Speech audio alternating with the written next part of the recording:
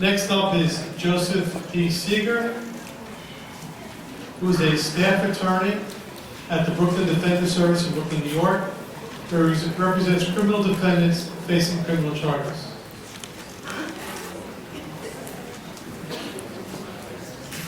Previously, he was a supervising attorney at the Legal Aid Society in New York City.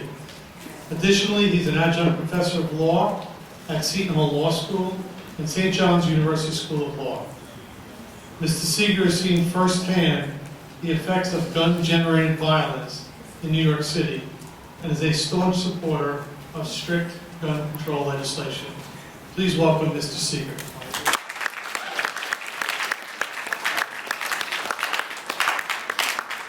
Please tell me if you can hear me. The lights are so flipping bright. I'm going to stand here. Yeah. Can you hear me? Yeah. Right, just tell me if you can. I'll sit down. I'll carry the microphone. I'm going to drop the mic. All right. Hello, everyone. Joseph Seiger, philosopher, beer drinker, attorney, father of Martha. Some of you may know her, and I had a son who graduated 3 years ago. Thank God he's out of here. I'd like to talk about gun control, and I will tell you, as opposed to some of my fellow panelists, I am not a member of any organization that has anything to do, any particular position with regard to gun control. I'm a practicing attorney. I'd like to think I'm a reasonably intelligent person, and I followed professionally. I've looked at and had to assess gun control legislation in New York State, where I practice. So I'd like to share my views on this with you. And in order to do that, I want to begin by, I'd like you to hold 4 images. I'm going to give you 4 images I'd like you to keep in your mind. I'm going to then compare them to one other. And I told Mr. Bertolini, I always talk too much. I never stop, so feel free to let me know when it's time to go. Okay, check it out. 1999, Columbine. 2 young men walk into a school. One is armed with a Tech 9, has 72 rounds. The other has a high-point carbine rifle. Both made, manufactured, distributed, promoted, sold in America, and they murder 15 people and set off 190 rounds in over between a 4 and 5 minute span. Virginia Tech jumped to 2007. One individual walks into a college with 2 handguns. Handguns, not rifles. One is a Glock semi-automatic, the other is a Walter. These are not made in America. These are made in Austria and Germany. And they are imported, taxed, duty is paid, promoted, advertised in the United States. Very, very easy to get. He kills 33 people in 2 different sessions. In one of the sessions that didn't last more than 6 minutes, he manages to set off over 150 rounds from pistols, semi-automatic pistols. Third, Sandy Hook Elementary School, the one that captured everybody's attention, all the news. An individual goes in his own home, goes and murders his mother with a pistol, then takes a Bushmaster XM15, 325, it's an automatic rifle, goes into the school in a matter of minutes, murders 27 people, 154 rounds are pulled off. And finally, the Aurora shootings in the movie theater in Aurora, Colorado. Individual walked in with a Glock, Smith & Wesson that holds 30 rounds, and a Remington. And he managed to fire over 100 rounds in a 6-minute period. Now, these are all images. You all have seen these. If you don't know about this, you have to have been asleep for the past couple of years, right? Keep these images in your mind because I want to contrast it with another. A young man, 20 years old, has an absolute dead-end, nondescript job. He cleans up at McDonald's. He gets off the night shift at midnight. He gets on the subway. He goes back to his rather poor, somewhat shabby neighborhood. In any city in America, he gets off the subway and he's trudging home. He is not a star basketball player. He is not a kid destined to be a Rhodes Scholar. He is one of the faceless millions of young people in urban areas. He's walking home. What does he see? A car comes speeding by. In that car are 3 individuals, drug dealers, who carry guns as part of their trade. They see another young man walking through their neighborhood late at night, and what do they think? He's got to be competing in drug sales with us, otherwise he wouldn't be out here. We have to teach him a lesson. They pull their automatic pistols out, they fire from the car, 30, 40 shots go off, one of them hits the young man, he's dead. Now like I said, this kid is working at McDonald's. He is not going to get a scholarship to Harvard. But he has a family. He has people that love him. It's a tragedy. The four that I brought up, Columbine, Virginia Tech, Sandy Hook, and Aurora, these are newspaper grabbers. But the real tragedy in America is not just these, but the weapons and modern technology has enabled weapons producers to create guns, they're called automatic and semi-automatic weapons, that have astounding lethal firepower. The likes of which, if you were ever to meet a homicide detective who worked in the 50s, 60s, 70s, even early 80s, they'd never seen anything like it.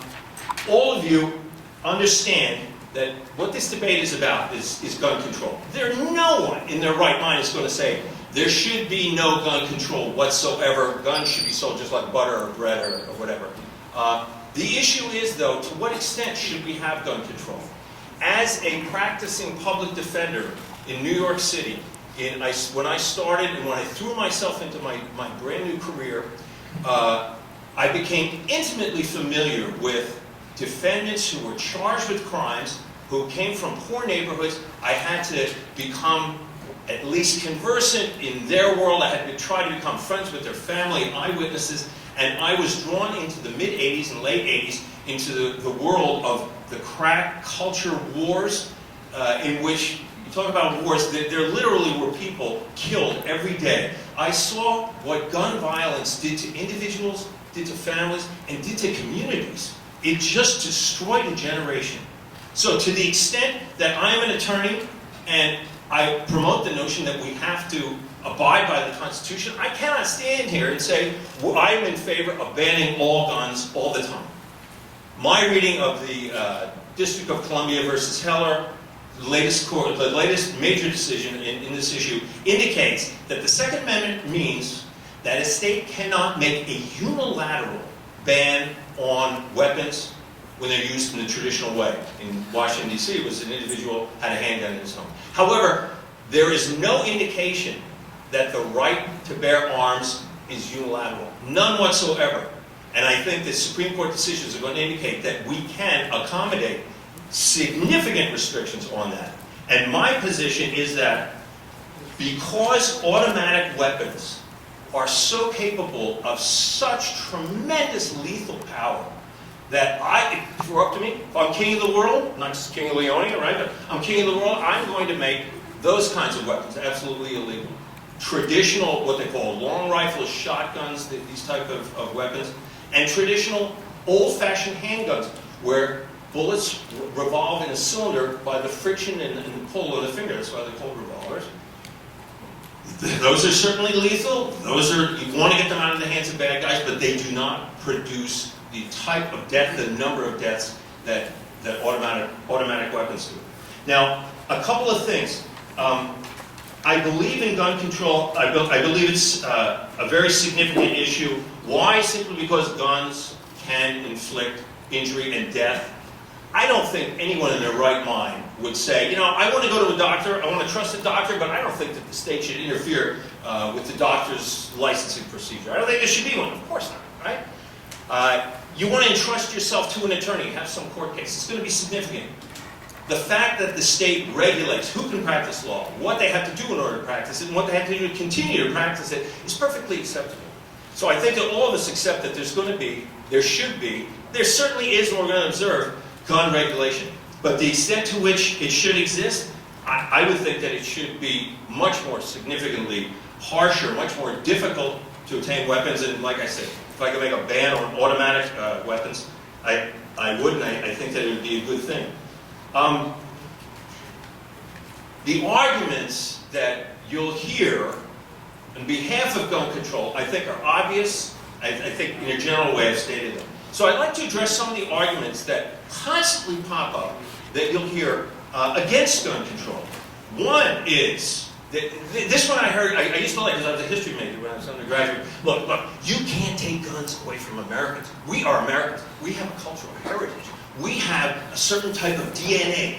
Hundreds of years ago, our forefathers were running out to the forest. They were going out to the prairies. They were taming the wilderness, and guns had something to do with that. Guns had a big part of that, and you can't take it out of us. Absolute baloney, okay? Completely wrong, right?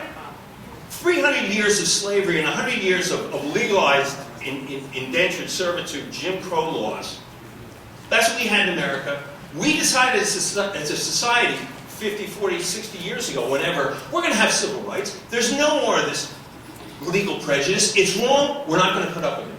I'm not saying it doesn't exist, but the fact that we're Americans doesn't mean that we have some hardwired DNA charge in us that makes us need to have guns that you can't take away from us. It's ridiculous. Another argument that you will hear is guns are merely inanimate objects. And then you jump to what when I was your age, what we used to see on bumper stickers all the time.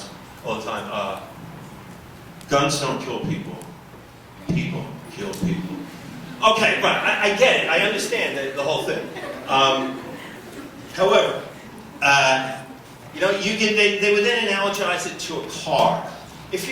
Cars kill a lot more people than guns do, right? So what, are you going to legalize cars? No.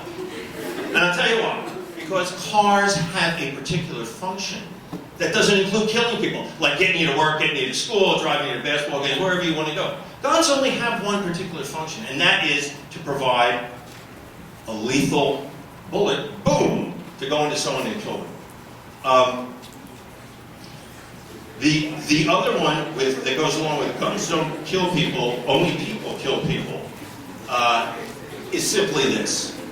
It's true that a gun does not get up, jump onto a table, load itself, pull its own trigger, and shoot you, right? That doesn't happen.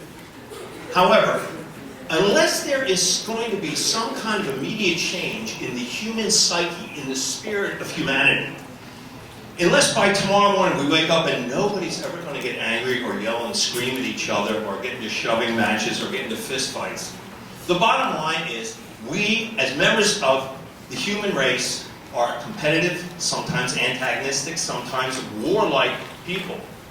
The best people you know, I'm sure you've seen them livid with rage, screaming and yelling. As long as guns are easily available, this kind of rage, this kind of anger can easily lead to, instead of punching someone in the nose or pushing them into a wall, grabbing a gun and shooting them. Uh-oh. I think it's a hook. It's okay. That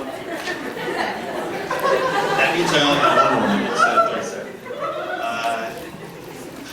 I guess at this point, before I shut up, because I know this is what Mr. Bertolini wants, I would just say this.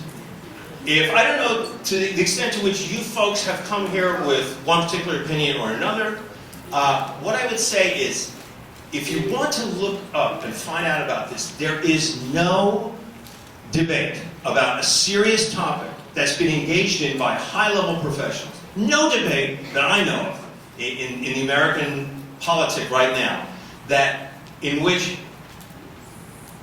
statistics are utilized incorrectly and downright wrongly by every side. So what I would suggest is, listen to what everybody has to say, but make up your own mind, especially when it comes to assessing statistics. Thank you very much.